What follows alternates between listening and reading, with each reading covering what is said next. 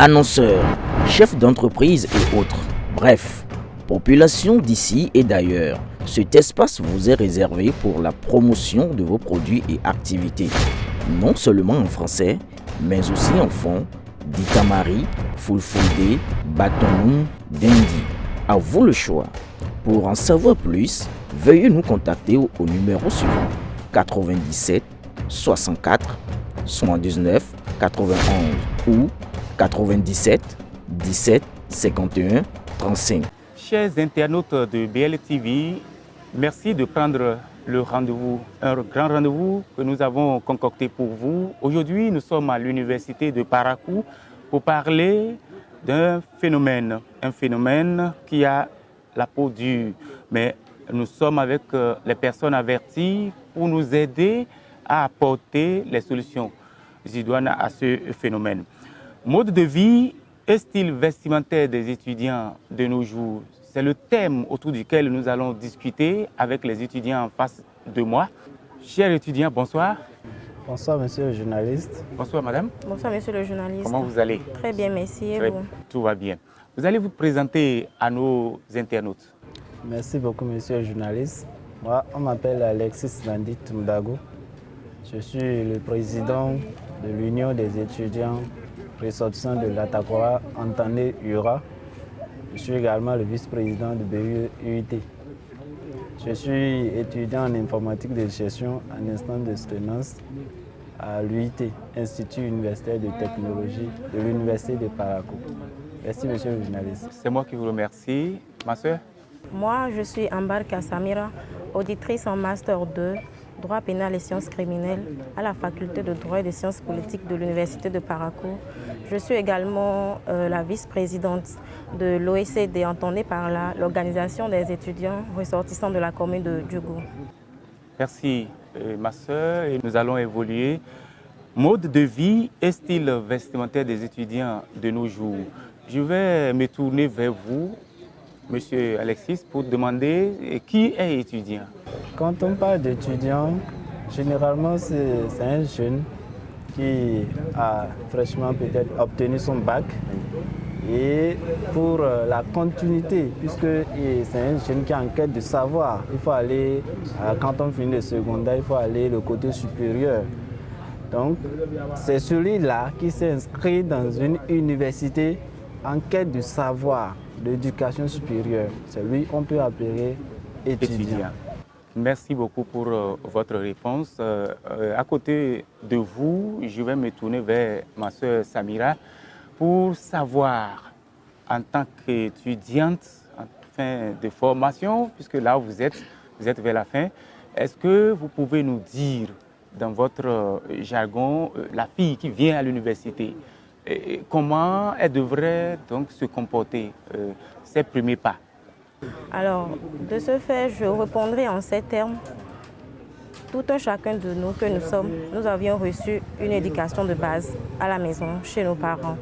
Alors, j'aimerais demander, ou je dirais à mes sœurs qui viennent nouvellement d'obtenir leur bac, s'ils s'inscrivent ou si elles s'inscrivent autant pour moi dans une université, dans une entité, il va falloir qu'elles gardent leur bonne éducation qu'elles ont reçue à la maison. Alors en emboîtant les pas à travers l'habillement qu'il faut vraiment respecter en tant que femme, puisque après tout nous sommes des Africaines, il y a des valeurs et des mœurs qu'il faut respecter et être, je dirais, poli. Ce n'est pas parce que j'ai eu ou bien tu as eu le bac qu'il va falloir être un peu désordonné, un peu agressif ou mal poli envers les aînés. Il va falloir respecter et mettre en application ce qui a été appris par les parents à la maison et par les enseignants au secondaire. La discipline et la discipline. C'est très important, la discipline. Et c'est pour cela que je vais demander à M. Alexis, est-ce que nos étudiants, nos frères qui quittent les villages et viennent en ville à Parakou respectent cela? Les parents savent qu'ils t'ont envoyé ici pour étudier, mais c'est surprenant, on voit le contraire. Avant de placer mon mot, je voudrais d'abord remercier les autorités rectorales qui prennent des décisions pour ramener les étudiants en ordre. Sinon, le constat est un peu malheureux, mais pas tout le monde. Donc, il y a quand même certains qui essaient de faire de leur mieux.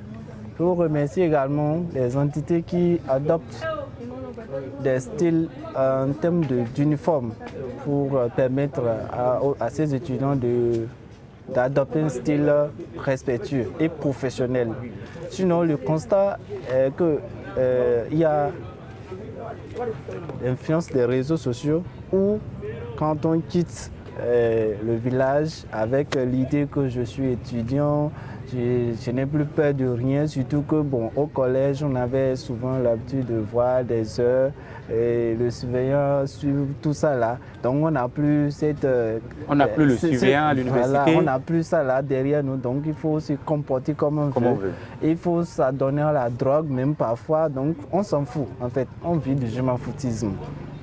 Donc il y a vraiment ce constat et c'est très très malheureux et nous vivons cela sur l'université. Vous avez évoqué un pan là, vous avez dit que les responsables de l'université avaient sorti, disons, une décision pour interdire certains comportements auprès des étudiants. Est-ce que cela s'observe? Oui, à petits pas ça s'observe par l'accompagnement des doyens et responsables d'entités. Et d'autres entités également, quand je prends par exemple la Flash, ça fait à la moitié de l'université de Parakou. Et cette année, ou l'année dernière, tout récemment, ils ont adopté le style unique. Ça a vraiment diminué un grand nombre de choses. Et il y a des étudiants qui venaient à presque nuit, avec des tenues très débraillées, des coiffures très fantaisistes. N'en parlons pas de comportement que je dirais inhumain. Et un étudiant qui est agressif, qui ne se contrôle pas, qui est très désordonné. Donc je crois que ces mesures ont permis de diminuer un grand nombre de choses sur l'université de Parakou, qu'il faut saluer respectueusement. Je voudrais dans le même temps demander à Samira, est-ce que vous, en tant que femme, vous voyez nos sœurs qui viennent ici, les anciennes habitudes. Il y a même les filles qui ont quitté des familles où le respect se fait connaître là. Et aussi, la religion est dedans. Mais quand elles mettent pied à l'université, elles oublient tout ça là. Et elles adoptent une nouvelle vie. Comment voyez-vous cela? Bon, monsieur le journaliste, je pense que ça, c'est d'abord, comme je l'avais dit, tout est question d'éducation. À la maison, on a l'impression d'avoir bien éduqué son enfant. C'est arrivé au dehors que cet enfant manifeste vraiment ce qu'il est. Et on peut entendre par là que quand les jeunes filles ont leur bac et puis elles quittent le jour des parents, elles atterrissent ici. La mauvaise compagnie, juste parce que je suis avec une copine, ses parents, peut-être on lui fournisse tout ce qu'elle veut, au temps opportun, à n'importe quel moment. Et moi, par exemple, mes parents ne me fournissent pas ce que je veux au temps opportun, au bon moment. Alors, elle s'adonne à des pratiques un peu indésirables et malsaines. Alors, je pense que, comme je l'ai dit au départ, tout est question d'éducation et de dialogue entre le dialogue que les enfants ont eu avec leurs parents à la maison, l'éducation de base que les parents leur ont donnée à la maison. Et à côté de cette question, je voudrais demander au président des étudiants là, maintenant, il y a des activités que vous menez ici au sein de l'université. Il y a le côté culturel, il y a le sport également. Est-ce que les étudiants qui le faisaient au dehors ne devraient pas s'adonner à ces activités que de perdre leur temps dans des activités qui vont leur amener dans le décor? Est-ce que les étudiants s'intéressent à ce que vous faites ici vraiment? Merci pour cette belle question. Et je dirais malheureusement que malgré la diversité culturelle que nous avons, surtout dans le Nord Bénin ici, la richesse culturelle que nous avons et notre capacité en qualité d'étudiant à promouvoir cette valeur, nous constatons un désintéressement très croissant du côté de nos camarades étudiants où Vous allez constater sur le campus généralement, quand il y a des colloques, quand il y a des organisations sérieuses, vous allez voir que généralement c'est nos camarades du Sud qui vont et font des prestations. Tout juste parce que nous ne sommes pas organisés. Alors que notre diversité culturelle, si je peux me permettre, dépasse les leurs. Mais c'est eux qui font quand même l'effort de promouvoir leur culture à chaque moment, même sur le campus, ils font des répétitions par-ci par-là. Mais l'étudiant du Nord, pour généraliser, il va te dire qu'il n'a pas le temps. Alors que nous utilisons tous les 24 heures du temps. Et c'est les mêmes 24 heures, on va au cours, les mêmes 24 heures, d'autres vont pour faire des activités extra-universitaires. Et d'autres vont trouver qu'ils n'ont pas le temps pour les cultures, ce qui est vraiment dommage. Ce qui est très très dommage. Le constat n'est pas vraiment ce qu'il faut. Malgré les efforts des associations estudiantines ou des clubs culturels qui font la promotion de la culture, il y a toujours un désintéressement qui s'observe au niveau de nos camarades étudiants. Oui. Merci à vous, monsieur Alexis Dende Toumoudangu. Je voudrais me tourner vers ma sœur pour dire que aujourd'hui, on constate des filles étudiantes qui viennent avec des smartphones, des téléphones portables d'un coût vraiment très élevé que son professeur même ne pouvait pas garder en classe. Et elles font tout possible pour l'avoir. Quel conseil avez-vous à donner à l'endroit de vos sœurs qui pensent qu'il faut se laisser aux hommes et avoir ce genre de biens? Alors, comme vous l'aviez dit, nous aussi, nous avions été étudiantes. Je suis venue ici en 2020. Ça n'a pas été facile. On a beaucoup été frustrés.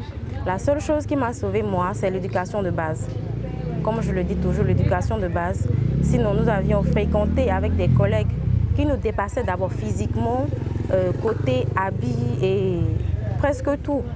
Mais on remercie le ciel quand même. Et il n'est pas question de copier nécessairement ce que l'autre fait avant d'atteindre ses objectifs. Il y a plusieurs moyens, on dit tout chemin mène à Rome. Alors il y a plusieurs moyens, des moyens un peu sains, des moyens très sains et des moyens pas recommandés. Alors ceux qui ont leur portable ou bien leur smartphone de la haute gamme, qui ont quitté fraîchement le collège ou soit elles sont ici, elles ont leur smartphone, elles ont leurs diverses sources de revenus, soit elles sont des filles de joie, soit leurs parents sont aisés qui les soutiennent aussi. Alors nous qui n'avons pratiquement pas eu cette chance d'avoir des smartphones de la haute gamme, alors je dirais que ce n'est pas une raison pour se décourager et se donner à des pratiques un peu malsaines. Alors il va falloir contenir et conserver notre dignité en tant que femme et en tant que fille du pays. Yes. Alors conserver notre dignité, le téléphone, quelle qu'en soit la marque, ça passe l'appel, ça suit les vidéos, ça suit la musique et puis tout ça. Donc ce n'est pas une raison vraiment pour se donner à des pratiques un peu malsaines. Alors que chacun se conserve, que chaque fille et chaque grande soeur, chaque petite soeur essaye de revoir un peu son mode de vie pour quand même être dans la norme. Je me tourne vers vous pour demander, on constate par exemple quand on organise la journée du 11 mai ici à l'université, c'est les étudiants eux-mêmes qui fument. Si un étudiant de la première année se comporte comme ça, cela voudrait dire qu'en classe de première ou terminale, il avait déjà les b.a.-ba, ou bien c'est ici la culture du désordre. Donc, quels sont vous, en tant que responsable, que faites-vous pour pallier à ce mal? Bizarrement, quand on prend ce côté, nous ignorons parfois l'effet des drogues sur notre organisme. Avant, quand un élève déjà de CM2 qui est très sain, il peut prendre un cahier de 200 pages et le bûcher en quelques jours. En 2 jours ou plus, il a fini ça. Mais aujourd'hui, il est très difficile, même parfois son numéro de téléphone, on oublie. Il est très difficile de garder même son numéro de téléphone. Alors que c'est l'effet de ces drogues fumer et boire des boissons non conseillées, des boissons tout juste parce que bon, on veut se faire le gay, on veut qu'on sente que bon, on est là aussi, on est ici. L'université, c'est un lieu de savoir, c'est un lieu où on forme des cadres du développement de la société. Et si déjà nous sommes dans le jargon de fumer, des comportements malsains, ça veut dire qu'on ne peut rien apporter à la société. On ne peut rien apporter. L'université n'est pas là pour former les délinquants. L'université est là pour former des cadres. Et il y a la question de l'insertion professionnelle qui se joue. Donc c'est ce que nous donnons comme information à nos camarades. Après l'université, qu'est-ce que vous allez faire? Regardez vos grands frères qui ont fini la licence avant vous. Généralement, se limite en licence. Qui ont fini la licence avant vous. Quand ils finissent la licence, ils vont où? Ils sont où? Ils sont comment? Regardez-les un peu.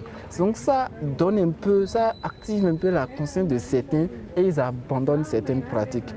En même temps, surtout dans le cadre dans le côté de l'insertion professionnelle, aujourd'hui, quand on lance des recrutements,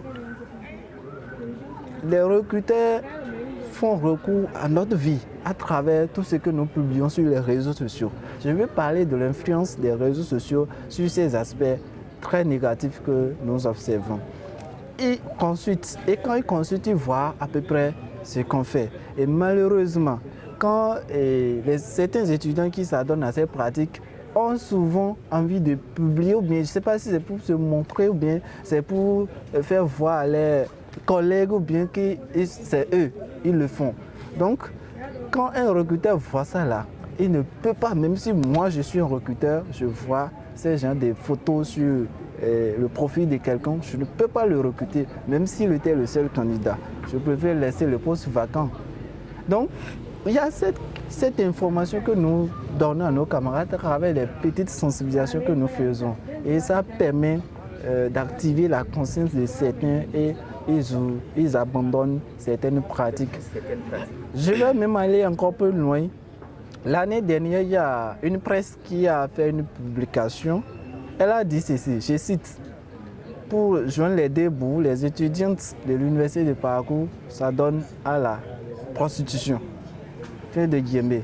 C'est pour dire également que ces pratiques ternissent l'image de tout l'étudiant en général. Parce que quand on dit c'est un étudiant qui a fumé là-bas, qui a frappé ceci, ou bien qui a fait telle chose, donc on prend l'image de tout étudiant. Donc, comme l'adage le dit, c'est une tomate qui gâte.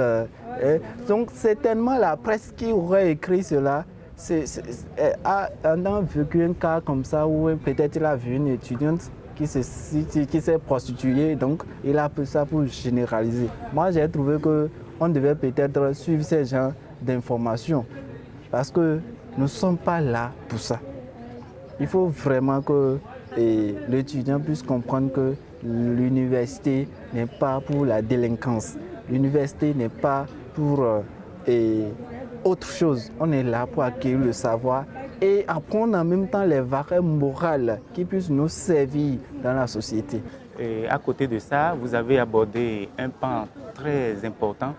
Et nous sommes à l'ère du numérique où tout ce que nous envoyons sur le net, c'est vraiment compliqué. Et en tant que femme, si vous avez un conseil à donner aux jeunes filles qui font des vidéos entières et les mettent sur TikTok où elles sont à moitié nues, ces genres de comportements ne les arrangeraient pas dans l'avenir. Quel message avez-vous à donner à l'endroit de vos sœurs? Je dirais à mes sœurs que non seulement cette pratique, certes, elle aura beaucoup de vues aujourd'hui, mais demain, tout le monde va la tourner le dos. Donc, c'est un truc qu'il faut arrêter, des pratiques qu'il faut arrêter.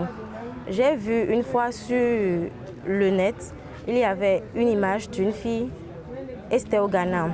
Elle avait fini ses études en droit, où elle est admise au barreau des avocats. Juste parce que sur les réseaux sociaux, elle publiait des choses pas possibles, des photos à moitié nues, la drogue par-ci, la fumée par-là. Certes, elle a été admise au barreau des avocats, mais elle a été recalée à cause de ses antécédents.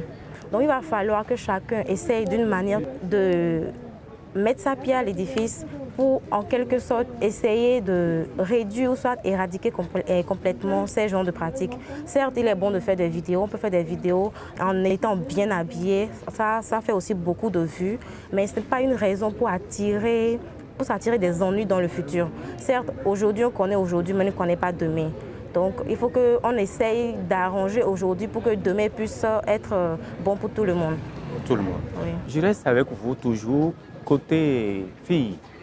Vous n'avez pas plusieurs professeurs à l'université ici comme femme. Quel est votre rêve dans l'avenir? Alors, c'est vrai, par exemple, comme je l'ai dit, je suis étudiante à la faculté de droit. Depuis 2020 où j'ai commencé, nous n'avions pas eu assez de professeurs comme femmes qui nous encadraient. La plupart, ce sont des hommes. Alors, je me suis dit peut-être, bon, juste parce que certaines personnes disent que faire le droit d'abord, arriver à un certain niveau, on perd juste sa valeur en tant que femme. Parce que certaines personnes se disent juste, bon, elle a fait le droit, elle est arrivée à tel niveau, qui va la marier, qui va la prendre sous son toit. Bon, ça, il y a un peu ça qu'il faut arrêter au fait.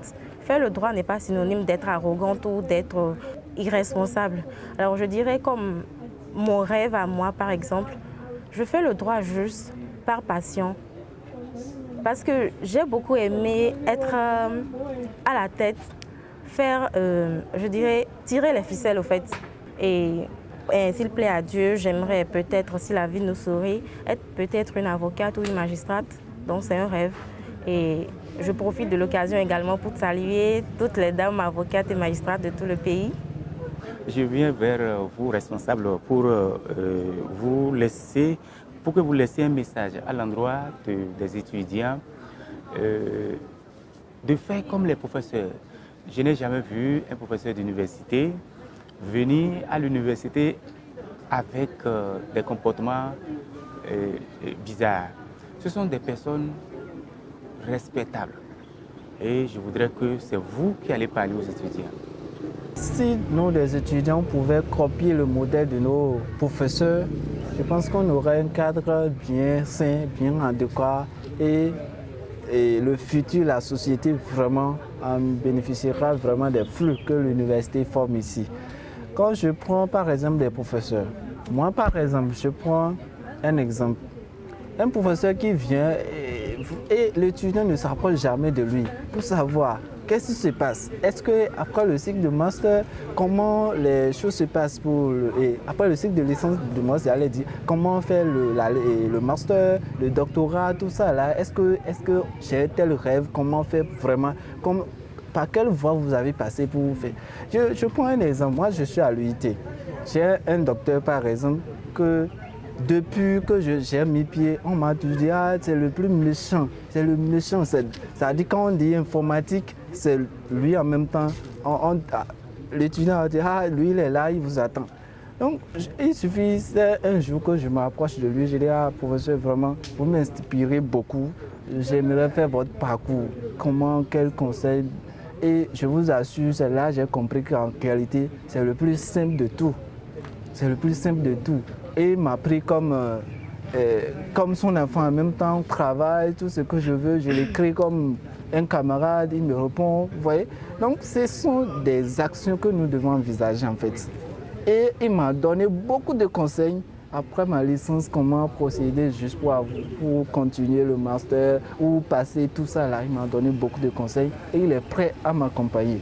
Ça c'est un exemple, je suis allé vers lui. Si vous n'allez pas vers eux, comment vous voudriez qu'un professeur vienne dire, toi viens, je vais te dire comment tu vas faire. Ce n'est pas possible. Donc ce sont nos modèles que nous devons copier, que nous devons suivre, que nous ne devons pas avoir peur de nous rapprocher d'eux. Deuxième information, c'est concernant les réseaux sociaux. Il y a également des choses antagonistes. Ça soit vous utilisez bien et ça vous sert, soit vous utilisez mal et ça vous tue. C'est les deux cas. Quand on prend Facebook, généralement, j'ai déjà fait cas, j'ai déjà parlé de l'insertion, comment les recruteurs consulte des profils, quand on prend le profil d'une étudiante où elle a bloqué par exemple le profil, comment on sent déjà que cette dernière a des choses qu'elle-même, elle se reproche. Voilà. Donc, il bloque cela. Et un recruteur qui vient voir ça là, directement, il trouve que vous n'êtes pas sérieux. Et vous passez à côté. Je trouve que la bonne formule, c'est de bien d'utiliser les pratiques saines pour bien utiliser, soigner son profil sur les réseaux sociaux. Parce que non seulement qu'on se distrait, ça fait notre promotion, notre publicité. Donc, grâce à ça, beaucoup de personnes vont dire « Ah, toi, je te lis, c'est bien ce que tu fais, j'adore ce que tu fais. » Au lieu d'aller sur Facebook et parler de Gourmet, de Gargo, qu'est-ce qui m'empêche de parler des technologies ou bien des compétences que j'apprends à l'université? Oui. Qu'est-ce qui m'empêche de discuter de ça avec mes camarades, avec mes amis qui sont sur Facebook? Ah, peut-être je suis en droit, il y a des articles avec qui on peut jouer. Là, ça montre que vraiment, je suis dans la chose, je maîtrise le domaine, je sais ce que j'apprends. Mais quand on est là, vous allez voir un étudiant en anglais, il ne va jamais écrire quelque chose sur son profil en anglais. Mais il se dit qu'il est étudiant en anglais. Comment on peut comprendre cela? Donc c'est déjà des éléments, mais quelques astuces qu'il faut bannir lorsqu'on veut soigner son branding, son image de marque. Madame Samira, vous allez revenir un peu sur le modèle de femme que vous pouvez donc laisser à nos parents, à nos filles, à nos sœurs. Un message de fin pour qu'elles ne disent pas qu'on est venu faire les procès. Alors, je dirais que la femme d'abord, c'est la mère de l'humanité, dit-on. Et depuis des siècles, ça n'a jamais changé. C'est toujours la femme qui porte la vie. Et les hommes nous doivent ça, certains nous reconnaissent ça. Alors en tant que femme, ou en tant que fille d'aujourd'hui et femme de demain, nous devrions d'abord arranger la base. Il faut que la base soit bien faite. La fondation doit être bien faite pour que demain la construction puisse résister. Alors, il va falloir commencer dès maintenant que toutes celles qui sont dans des pratiques un peu malsaines arrêtent ça, puisque bon, je suppose que ça ne serait pas facile, mais qu'elles arrêtent, qu'elles utilisent les moyens de bord. Utilisez toujours les moyens de bord. Ça n'a jamais tué qui que ce soit. Utilisez ce que tu as, fais avec ce que tu as. N'envie jamais quelqu'un, n'envie jamais ta camarade juste parce qu'elle est toujours propre, elle a toujours des habits un peu chic et puis ça coûte assez cher et que tu voudrais la copier. Ne copie jamais. Prends toujours les bons exemples. Et il y en a toujours qui peuvent t'inspirer beaucoup de motivation. Ne copie pas ta copine juste parce que, oui, toi aussi tu veux faire de buzz comme elle. Sois juste saine et prends soin de toi en tant que femme et prends soin de toi en tant que fille d'aujourd'hui, femme de demain et mère. Merci, monsieur le journaliste. Merci, c'est moi qui vous remercie. Et c'est aussi la fin de cette balade, cette émission, bien sûr. Mode de vie et style vestimentaire des étudiants de nos jours. C'est une question qui a suscité beaucoup d'interrogations et les gens se posent la question, est-ce que l'université, c'est toujours un haut lieu du savoir? C'est vrai, l'université est un haut lieu de savoir et l'université de Parakou d'ailleurs a pris toutes les mesures pour contrer ce phénomène. C'est pourquoi vous allez constater, comme je viens de l'apprendre ici, que plusieurs étudiants, certaines facultés ont instauré, disons, des uniformes pour permettre d'identifier les étudiants parmi eux. Quand même, je voudrais dire merci à ces autorités qui ont fait le travail. Merci également aux responsables des étudiants qui ne cessent de sensibiliser leurs collègues pour que l'université se porte à merveille. À vous qui nous suivez, chers internautes, que ce soit à Cotonou, dans les départements du Nord, vous avez aussi de lourdes responsabilités à sensibiliser vos enfants avant de les envoyer à l'université. Mesdames, Messieurs, c'est donc la fin de cette émission. Nous allons nous retrouver une autre fois. Plaisir à Dieu. Au revoir.